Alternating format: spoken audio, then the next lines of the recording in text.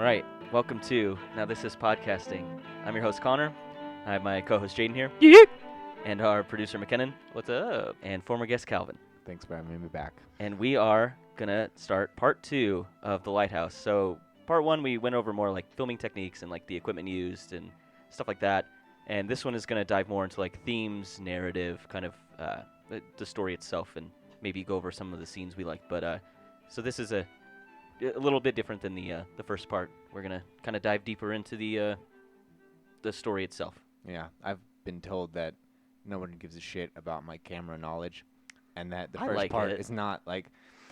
I hope someone out there does. I think, so I talk about Lord of the Rings so much on this show, but I love all the behind the scenes stuff and figuring out like how did they do it, and so I think all the why did they use this kind of film, why they use this kind of camera, like the kind of info that goes into the lenses, like I think that's cool. I like hearing about it. So it doesn't matter if the viewer doesn't like it. I liked hearing about it. So, thank you for sharing, Calvin. Fuck the technical, viewers. The technical I'm stuff sorry, goes unnoticed, and it's definitely worth recognizing because it's easy to watch a movie and not think about the work that goes into filming it. Absolutely. Yeah. And so if you're listening right now, then we're moving on from that, and we're gonna talk about like we said, themes, narratives, kind of motifs, just stuff like that. Yeah. Oh man, love me some themes and motifs. So I'm ready to dive in here. So to start this off, Calvin is probably our most pretentious member of the crew here. And I'm not sure I take that as an insult though. So I had a little segment I want to add in. It was like, what do I think Calvin thinks of this movie? And I just come up with something vaguely pretentious to say about it. So this is my take on what Calvin thinks is this movie is about repressed homosexuality, and the fact that they tend to a lighthouse, which is phallic in nature, represents the character's need to tend to penis. That makes perfect sense. I mean, I don't know why you're making fun of me. That is the point. That's what I think this movie's about. That's not pretentious. That's what it is. Yeah, I love how. Yeah, well, I mean, clearly you understood the point. I guess I caught the film for what it was about. Jaden, Yeah, spoiler alerts. Yeah, it's all about penises. Jaden, how pretentious was that? I don't know, man. I think it was the full amount. I Just think wait. I think it gets worse than that. I think the pretentiousness was fully erect there. there we go. Yeah, full mast. I was just about to make that joke. Ah. There we go. The ships were fully masked, and so were the. I think that's a Everything successful else, yeah. segment. I think we keep that one in the show. I like that a lot. Beautiful. No, yeah. Well, at least you know where we're going now. Yeah, there's no no preconceived notions. You know what this episode's about. Yeah. Yeah. So let's talk about like wider narrative themes before we dive down under. So yeah, what I want to talk about is that whole opening sequence. That nothing really stands out as being unusual, but it's how all of these little things built this wider atmosphere of oppression, very isolated, the division between the two characters. And so we start is where they get off the boat. They're carrying their trunks. Wake is going on up above. A lot quicker because he's used to the terrain, whereas Wake Howard, is Willem Dafoe's character. Yeah, I'm sorry. Thomas Wake's Willem Dafoe's character, and then Thomas Howard, or Ephraim Winslow, is Robert Pattinson's character, and he's hanging back a little bit.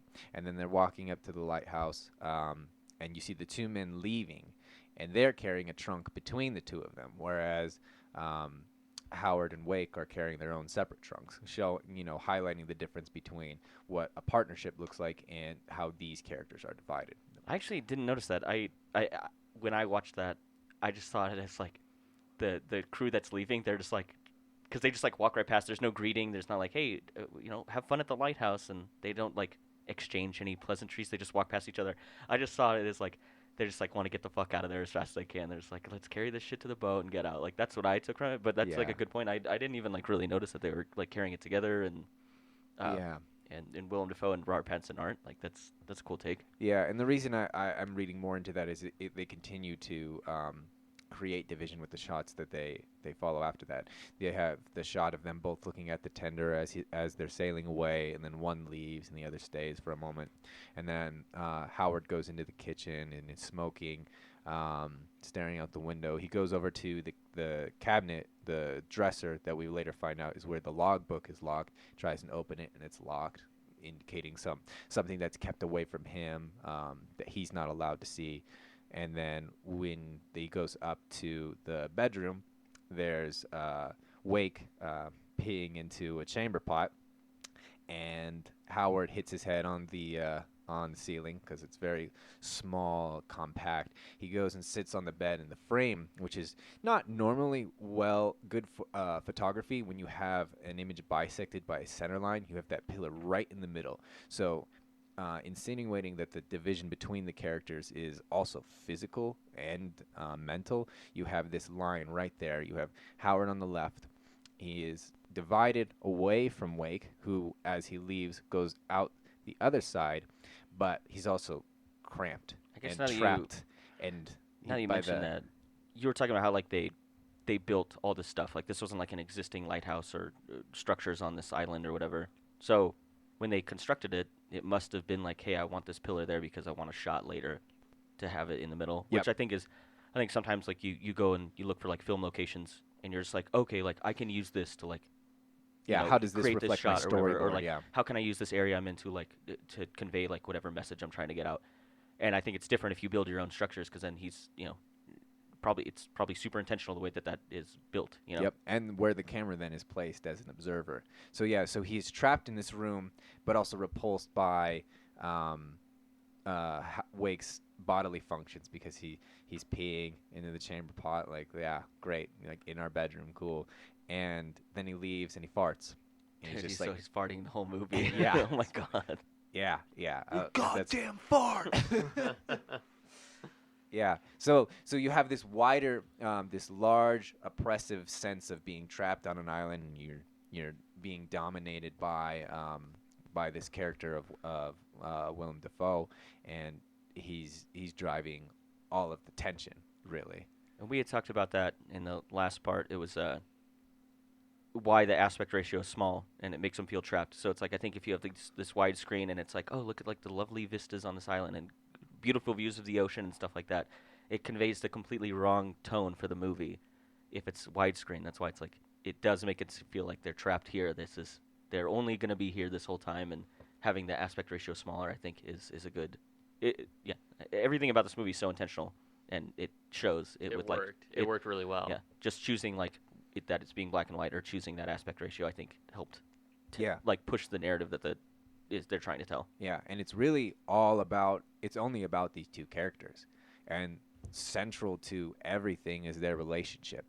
And I love the dynamic. You have this Robert Eggers described Willem Dafoe's character as being so much fun to write because he just loved all of the lines that he was creating for him, the vernacular he spoke in, and I think he really brings to life this authoritarian sea captain, which, I mean, he may or may not even be a sea captain, but like that, he brings so much character to this film through the lines in the writing, and then the acting as well is so great. But I think he's one of the most interesting characters that I've seen in a while. Even though he's based like kind of on a parody, he brings like individual life to it. That's what I put in my notes is like authentic. Everything he says is like feels like authentic. It doesn't sound like an actor just saying a line. I was like, oh, this is like a real guy who is like, he loves this lighthouse and he loves being loves being one with the sea, and everything he says is like it always connects back to like his relationship with the ocean and stuff like that, and it all sounded authentic to me. That was the big thing I put in quotes and underlined. Willem Dafoe does a great job portraying the character. I mean, that's for sure. I mean, that's one thing that I definitely liked about the movie was his acting. Yeah. It is. What's interesting is like he's not really a likable character. No, he's not. I don't like his character, but I do like what he does as far as his job in the movie. So what don't you like about his character? The whole fucking thing. Okay. Everything but the acting. Hot take. There's a lot of characters like I like don't like but enjoy, which is what Willem Dafoe is in this movie to me. It's like this dude is a dick bag, but like I fucking love I love watching him portray the character because he does such a good job at it. And like I don't think I'm supposed to like him. I think I'm not supposed to like him. I think he does a good job at that. So how do you like the interplay then between, like, who's really in the right and wrong? Nobody is in the right. in this movie at all. Robert Pattinson's character is a fucking garbage person. So I do you like think they're both the villain or something? No, I don't think that there is a protagonist or antagonist in this movie at all. Okay. I don't think that either one of them is pushing a narrative towards right or wrong. I don't think that there's necessarily even an emotional tie to this movie. Okay. Yeah. I like what you said about how Willem Dafoe's character is like just kind of a dick. Yeah. There's a scene where Winslow is carrying all that oil up the lighthouse in like a huge barrel, and then he gets to the top, and Wake is like, next time use this thing. It's just like a little pail to like put the oil in, and it's like, well, and he kind of like dogs on him. He's like, okay, you big idiot, use the small thing. It's like he would have never had the opportunity to use it because Wake had it. So Winslow couldn't have used it anyway. Yeah, so he's fucking with him the whole movie. He wanted him to pull the whole thing up. That way he could like give him a hard time about like being. He's like, are you dull? Like, I'm pretty sure. Why would you a dullard? Yeah. Fooled me. I'm pretty sure he messes with his perception of time throughout the whole movie. He does, too, which is why he misses the boat. Yeah. Yeah. It's a lot of mind games with him. Yeah. He just loves messing with him. Yeah, I think he's fucking with him the whole and that's time. why I agree. Yeah. He's not likable. I don't, and I think you're right too. I don't think Winslow's likable either. They both kind of suck. Yeah. But the way that I think just the back and forth between them, they are like so manic. Sometimes they like love each other, and sometimes they are at each other's throats, and it's like it's crazy because it'll flip flop like mid scene. Yeah. It changes so rapidly. Yeah, I love that, and I love where all of it's coming from. Is it's Wake needs to be in control for whatever reason. It doesn't even matter. Like your duties need tending to. You're behind schedule. Like it's always something. You need to polish your brasswork. You need to replace the shingles, fix the cistern, and all that stuff. Yeah, it's everything. He has just an item for everything that needs to be done, but he doesn't do anything.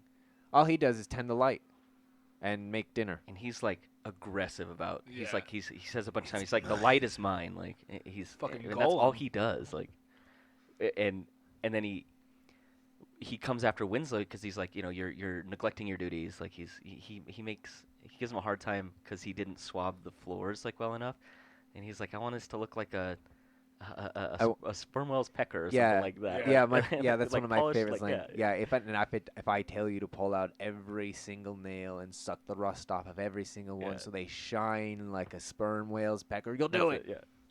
You'll like it because I says you like it. Yeah, that's what I'm saying. It's like that's why I love the dialogue in this movie, and I love how it's delivered. Everything felt real to me. I was like, oh my god, like, and it does. He totally captures that like sea captain, like a guy who just spends a lot of time at sea, and it all felt like so real to me because everything is like it's a line I've never heard in my life, and I was like, oh my god, like I love the dialogue in this movie. It's so good. Yeah, and I do love as Winslow starts to become more and more open, more and more crazy, how his dialogue changes as well. It's very stock, same old boring story as how he was described by Wake earlier in the film, and then he just cuts loose and just opens up vocal ranges in Pattinson that wouldn't normally exist. Yeah, they both have they both have two really good like kind of long speeches, sort of like a long takes where they just like deliver a good chunk of dialogue, and it's funny they're totally different in like the vocabulary used. Like when Wake is giving his speech, it's like very intentional and everything is like it's all these like amazing lines. And then when Winslow gives him, he's just like a fucking mess. He's like he just like he's really just like cussing a lot. He's pretty vulgar. It seems like kind of not as coherent as Wake's was. And I thought it was cool. They both have these like really good long takes, but the speeches are completely different. And they both have like funny quips. So like Wake has his speech, and then Winslow has one at the end. Like he has like a little quip at the end, and it's funny. And then Winslow gives his speech, and then Wake has a little funny quip at the end. I thought it was interesting that like they both had these long takes, and they both kind of end similar ways. Yeah, I didn't pick up on that actually. Like, what was Wake's? So Wake, it starts out where, not his speech, but his quip. Oh, okay. So it's talking about the cooking or whatever. Is what when Wake gives a big speech about his cooking, and then he curses him or whatever. Mm-hmm. And then at the end, Winslow's like, fine, I like your cooking. Yeah, that one. Yeah, but what was? And then Winslow gives his speech, and at the end, Wake is like, "You have a way with words." Like it's just a funny little thing. Like, funny. I just think it's funny that they both end with like just a little jab at the. It's just a funny little joke at the end of it, and I think that's kind of how the speeches mirror each other. Like, yeah, they're delivered differently and the dialogue is different, but they both end with like just a little. I just thought it was a funny little thing at the end. They both conclude the same way. Yeah, that is funny. And so the other big part of this whole film is just, the gay connotation, the sexual tension between the two characters. Dude, yeah. Is so strong.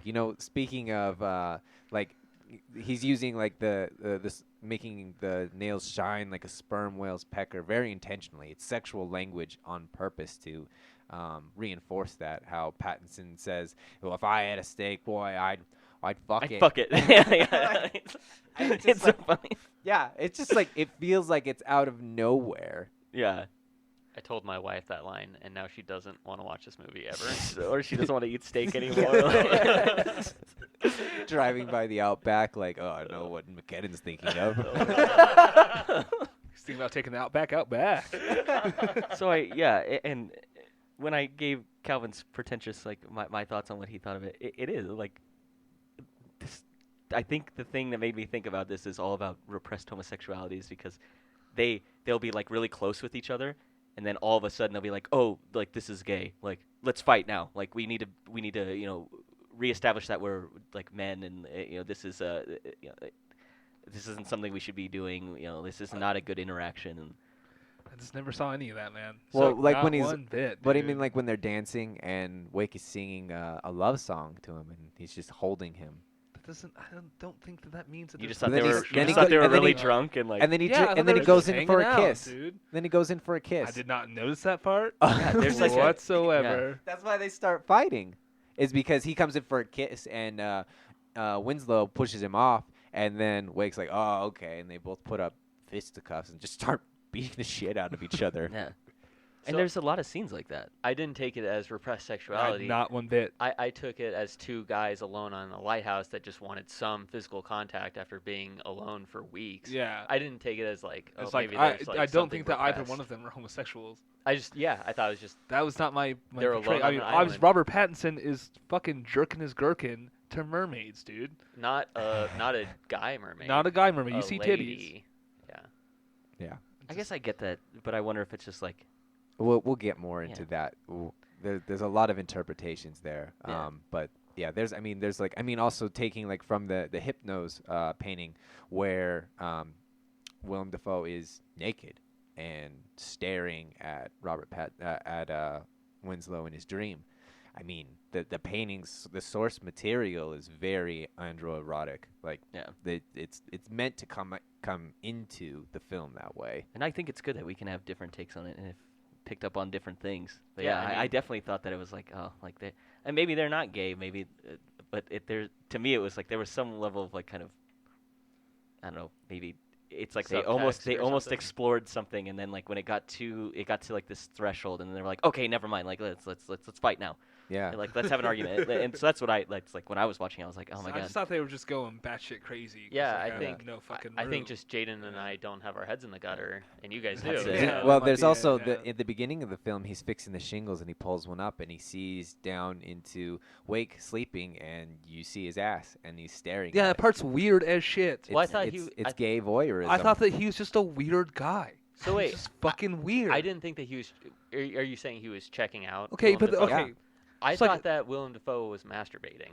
I feel That there's he- a it's- lot I of think jacking I off think it's going also on in this implied. movie. Like Okay. it could be interpreted that way, but Like, you do I see think- his. I think his So it's just when weird that- he's looking up, when Willem Dafoe's in the White House, and Robert Pattinson goes underneath, and he's looking up, and all of a sudden, like, hentai porn or something is going on up there. I don't fucking know what's going on. But I'm, like, 99% sure that Willem Dafoe's splooge lands on Robert Pattinson. It doesn't land on think it him, but lands it in does front of him. land. Yeah, you or do, near you do him. see a big fat wad. But, like, It's- I wasn't sure if it was, like, octopus juice. I think it's definitely implied that it may not be semen, but you're supposed to take away from that scene. Okay. Like, this is a very sexual, gross thing Yeah, that's it's happening. disgusting. And also possibly a dreamscape. Yeah. I think it may not literally be it, but it's supposed to be like interpreted as this is a I think Calvin described it with a fat wad. That's my professional opinion of it. I think that's how 4 years of school taught you that. Yeah, like that's how we describe things up here in the Calvin upper attended echelon the fat of, like, wad class. Fat wads in film. 4,500. Yeah, I think that scene for sure is very sexual in nature. There's a lot of sexuality going on. I mean, yeah. Art Pattinson's spanking his baloney half the fucking movie. Dude, I love that. Given to habitual self-abuse. That's what I was gonna say. I was like, are you just watching this dude beat off? Like, what are you even doing in the Lighthouse? I love Yeah, that. like, you're supposed to be asleep, man. Yeah. I love that. That's how he describes it. Like, self-abuse, like in the shed or whatever. I think it's so. It's just again the dialogue in this movie is so good. Okay, so like that part. Okay, so I did catch a little bit gay vibes from there when he was reading the journal, and then Robert Pattinson gets down on his knees. And I'm like, he's gonna suck this dude's dick right now. Is that what's gonna happen? Yeah. Okay. Yeah. there's Well, so let's- much Alright, maybe I just Yeah. wasn't. Well, I let's did talk catch about that part. let's talk about the logbook, because the logbook is a really important motif. You know, Wake describes it as being you're making high marks in me logbook, them's gospel, and it's basically it's Can you talk like that the entire episode? I wish I could. I've just watched these lines over enough. Like I love talking like that. Yeah, no, it's great. Yeah. So, but I mean, like, so the logbook is a symbol. It's representational of Wake's approval for Winslow.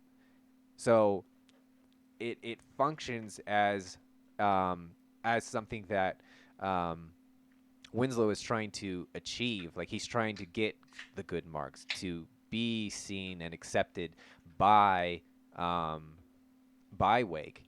And so that's why it's so important. Like, when we get to the end and he finally gets to know what Wake thinks of him, and he is just begging for him because he's like I trusted you. I thought, we had built something, and all you had done is just basically shit on me for the entire, like, you're trying to ruin me. Yeah.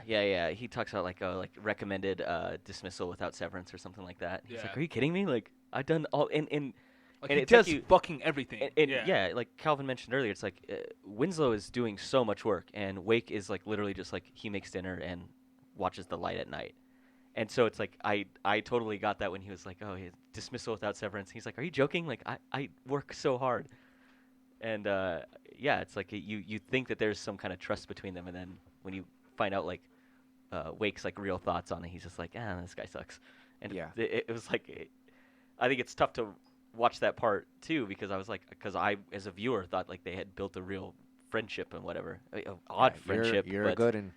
But See, I But thought to he was hear- like sketchy the whole time. Like, Which I was one? Wake. Wake or Winslow? Well, I mean, they're both sketchy, but I thought as far as like the relationship together, like it's like the relationship like for each other or whatever, is that Wake was more sketchy than Winslow was.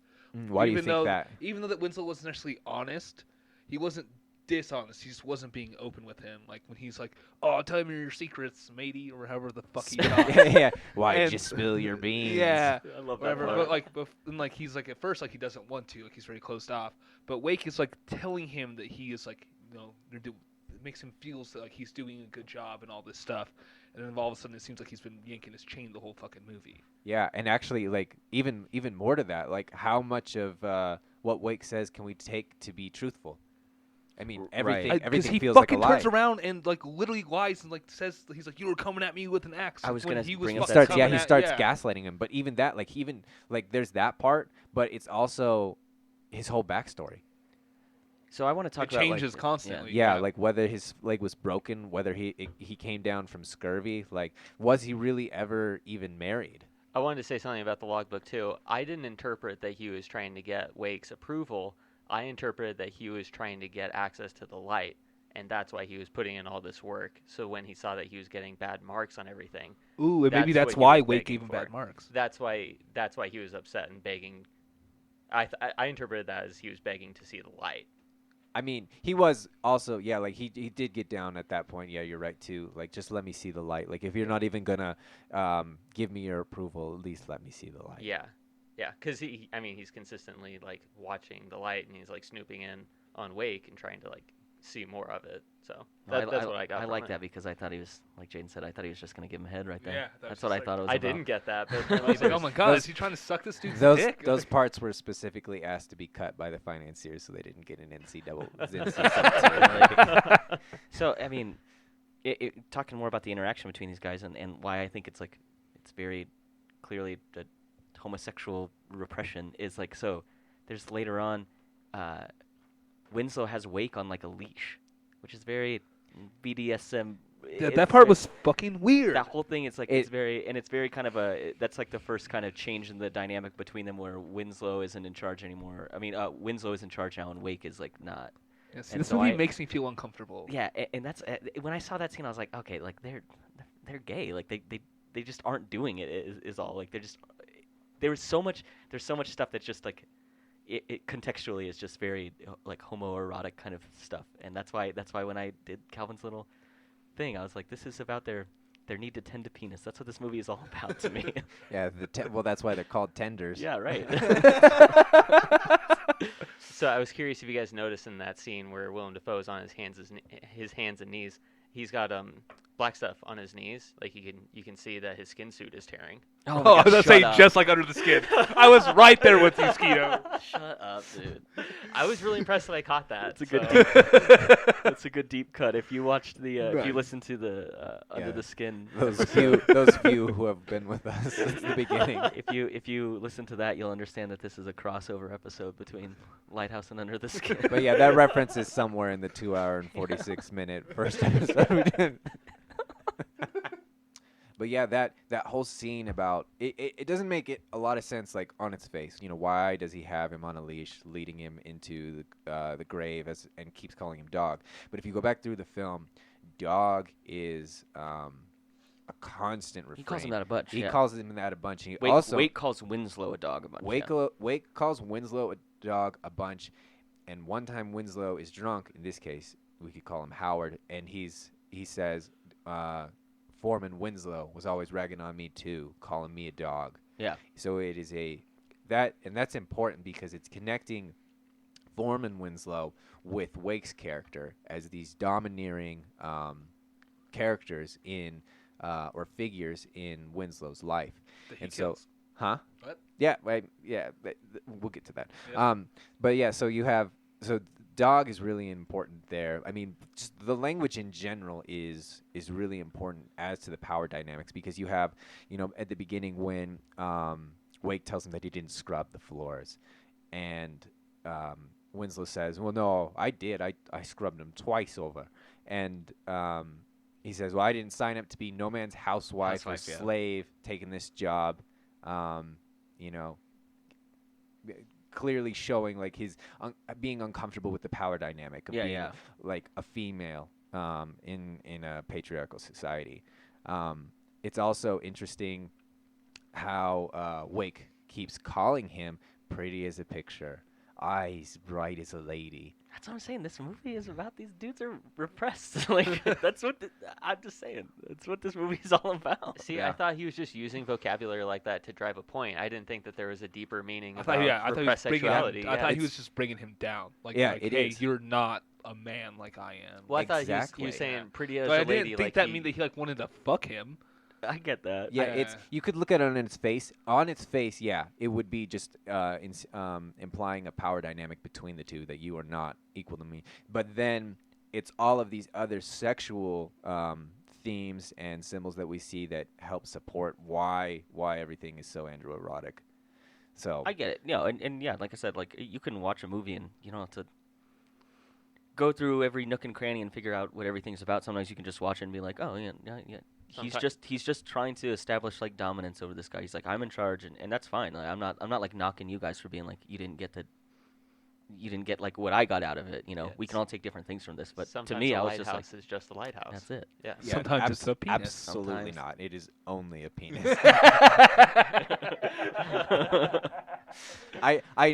Please disregard everything I said as to interpretation in previous. You can just ignore all of that. There is everything means something else in this film. Absolutely. I think there's a quote. There's an interview with Robert Eggers, and he says like, "Nothing good can come of two men trapped inside of a phallus." Yeah. Yeah, It's like a quote. that's basically his elevator pitch for the Yeah. whole for the film. He uses that in a lot of interviews. Yeah. But yeah, yeah, exactly. So it's all of this. It's interesting too how Wake actually functions more as a motherly character in the film, though. How he's the one always cooking.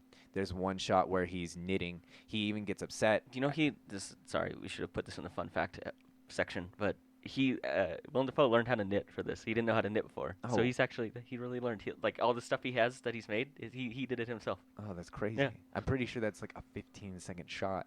But he learned how to knit just for that. Oh, that's awesome. Yeah. But yeah, and he also described like, don't you like me cooking? Like he's very upset by the fact that that Winslow doesn't like his cooking. Like all of these very maternal personality traits he actually embodies, which is so strange because he's also this domineering asshole. That's a good point to make. I guess I didn't like catch that. I guess I just sort of thought they had different chores, and his chore was cooking. I'm thinking, I don't know. I just don't see female dynamics in certain things that people do the way that you're describing them. It's That's not. because Jaden's so woke, you know. That might be it. I don't know, dude. Yeah, it's it's the language of film in that these are how they function as objects for narrative construction. They like the general public looks at them this way, and this is how we create narratives out of those. So that's why. I guess I didn't create that narrative out of that. It's not the way Well, I saw it. and yeah, like I said, like it's we talked a little while ago. It's like same with like any kind of media you come in contact with. It's like it's your interpretation of the director's content is what Yeah. the story really is. The director can do whatever he wants, and how you react to it is solely your own. And like that's how every movie, every book, everything you watch, it's your take on it. So Yeah. if that's what you got, then that's what you got. You know, Yeah. and I can. But totally, now Calvin's ruining it for me. Is what I I'm know. saying. Yeah.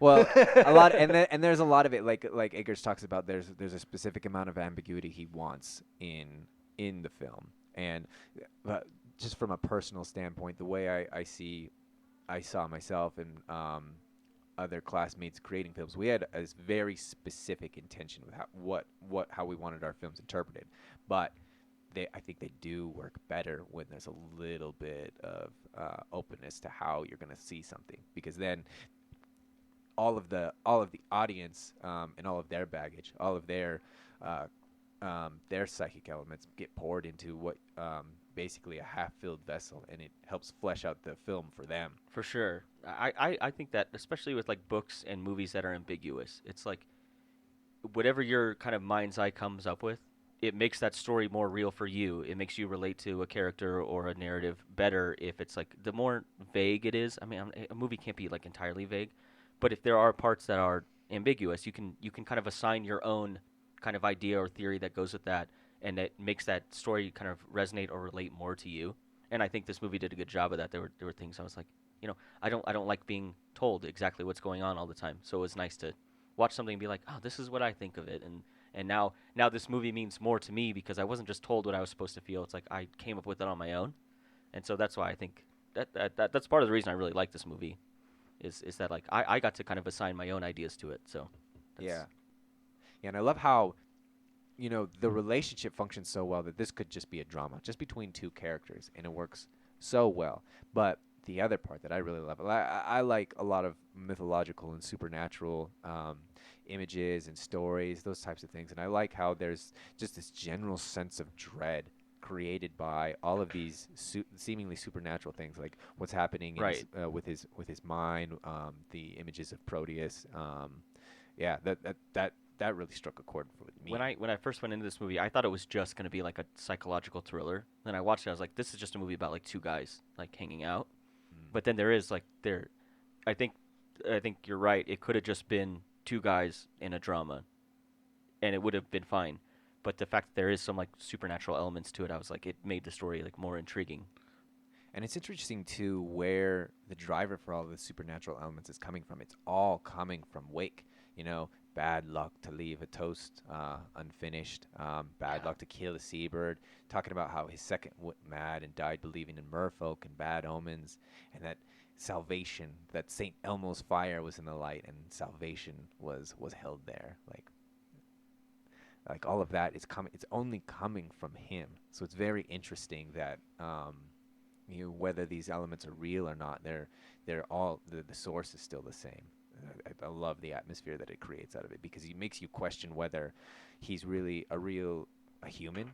Because even Winslow says that at one point. He says, "You're not even human anymore, being away from regular folk for so long." Right. Yeah. And yeah, that ambiguity of whether he is real or not, or God or not, it really drives to the mystery and the tension with everything. No. Yeah. I totally get that. It is. I think it speaks a lot to like the kind of psychological warfare that seems to go on between them, whereas like Wake is like always like just messing with Winslow and like how he perceives things and his. Yeah, all this psychological stuff all comes from Wake messing with Winslow. Yeah, and it's not only Wake that's messing with him; it's the entire island. Like think of the sound, like the foghorn is constantly shrieking in his ears. Is that fucking real? Yeah, that was real. It's okay, because like he says at some point, Wake does to Winslow that it's not.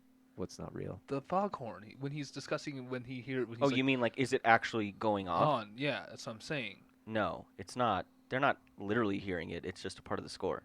No, they're literally hearing it. Winslow is definitely literally hearing it. Yeah, they're definitely hearing it. But like Wake he's shoveling coal, and it sounds, and he plugs his ears. Because it's so loud. Where's it coming from? I don't know. He's actually cleaning it at one point. He's. Oh, there's literally a foghorn. Yeah, there's literally a foghorn. But Wake refers to like his old tender or whatever the fuck as him seeing merfolks and hearing foghorns. Wow, this is a. I didn't catch that part. What I have written down is he was believing in merfolk and bad omens and hearing foghorns. Wow, we've reached an impasse here because I could be wrong. I didn't think it was real. But the whole time, I thought it was in his head. Yeah, you'll have to put that. Well, it's definitely real at some points. So maybe if it's not constant, but it's interesting because you actually have it mirrored in. It's supposed to be a reflection. Like Wake's farts are supposed to be representative of the oppressive nature of the foghorn, because there's actually a couple sound cuts where he farts and it crossfades into the foghorn. Wow. Okay, I didn't know that. Yeah. So the whole island is basically it could farts. be. Yeah, it could be like it's seen as. Yeah. Yeah. Exactly. So the reason I didn't think the foghorn was like the character's not literally hearing it is because. So I did a little research on kind of some of the sound design behind the movie, and so this is a real recording of like a foghorn in like somewhere in Seattle. It's like maintained at some lighthouse or something. And they recorded it, and then I don't remember who did the score, but they went in and then like kind of messed with the sound to kind of like drag out certain notes, like reverberate certain things. And so it almost has like kind of a synthetic sound to it, yeah. I thought. And so that's why I don't think it's real, because it's already been messed with and it doesn't sound real. I mean, no, I think the foghorn itself is. I think it's a real recording that they messed with, though. I don't think they messed with it. I think for the foghorn itself, it's actually that real horn. But we're gonna have to peer review our sources, because I got a different. So sorry, we came into this unprepared apparently. But yeah, maybe he messed with it in the score, but I'm pretty sure that the actual sound. I guess I wonder then what is part of the score and what is literal is what I wonder now. Probably the foghorn is literal, and the rest of it is. What's diegetic and what's non-diegetic? That's an interesting question.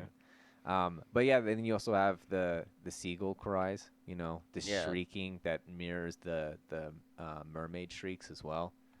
It's all of that together. Like all of this sound is so oppressive. All of the waves and rain, all of these sounds that just constantly are bombarding him. I wrote down that, I mean, oppressive is a good word. I wrote uncomfortable. Everything about the sound design of this movie made me feel uncomfortable, and I think Jaden had, mentioned that before. He's just uncomfortable watching it, uncomfortable hearing it. And that's why I talk about, the foghorn, that there's, at least at some point, there's one that it's kind of edited and it's changed. And so it's not quite a foghorn. It's got some kind of synthetic parts to it that are done in, post or whatever. And I'm just because it sounds like a foghorn, but it's not quite right. And to me, it's it's unsettling. There's a lot of stuff in the sound design that I think is meant to make you feel uncomfortable for sure. Yeah, and they wanted to have a unique sounding foghorn. That was a part of their. It's fucking design. Annoying. It's great. It's so how great. Unique it is. So we talked about in Under the Skin how that movie almost has no score to it, and I think this movie is really similar to that. It's it just shows up just enough for you to be reminded of the atmosphere you're in and why are you hearing these things? It's supposed to make you feel a certain way, but it's like this movie also has like I think a very scarce score. Yeah, it really does. I love like the entire score, how it fades in and out of the dialogue too is Right. Yeah. it's beautiful. But yeah, and so continuing on with the supernatural elements, you also have the seagull harassing him. The one eye. Yeah, with the one eye. You know, the soul of the second who was killed. So to bring that up, I didn't catch that until the second time I watched it. I didn't even catch realize that any time until you guys just said it. I didn't. The seagull only has one eye. Only has Yeah. one eye. The one that's What you didn't notice that? It was immediately when I saw that bird. Yeah. I mean, Yeah. I was busy looking at other crap, I guess. apparently not their eyes. Yeah.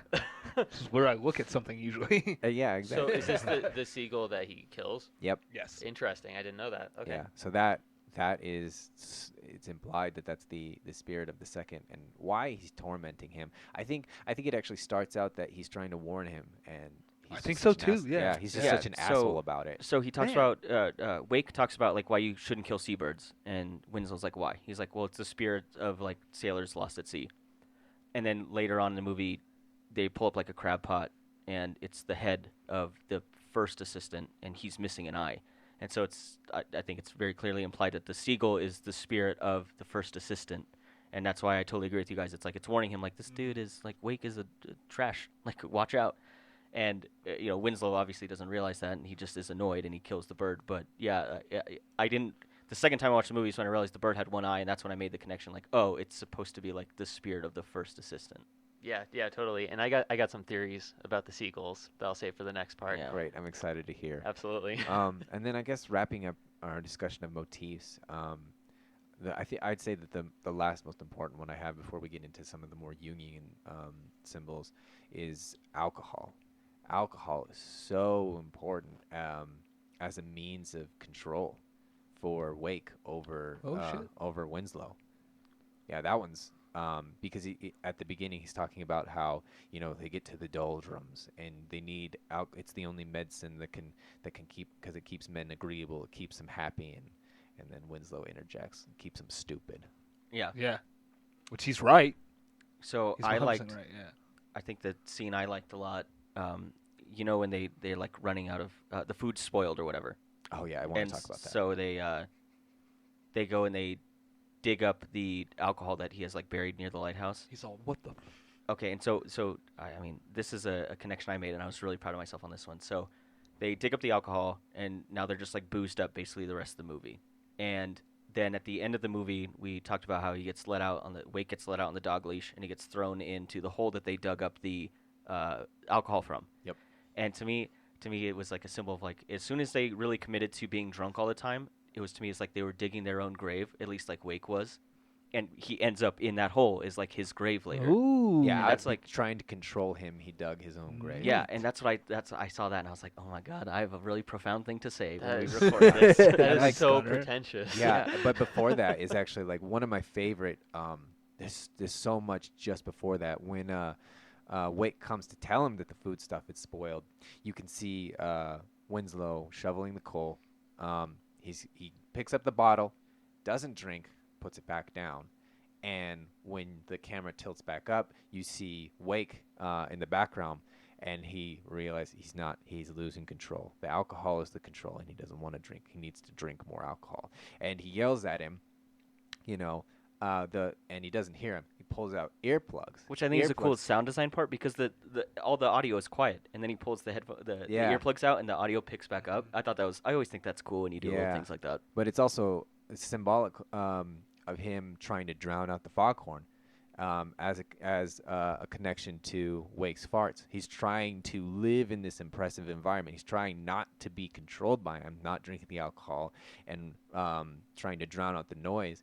And Wake sees that, and I don't think that the food stuff really spoiled, or if he did it on purpose so that he could dig up the rations Oh, to get the alcohol I like that. and I like get him that back take. under his toe. Was Okay. Under was his all thumb, I mean. was all of the rations just drink? Was there any It was- food?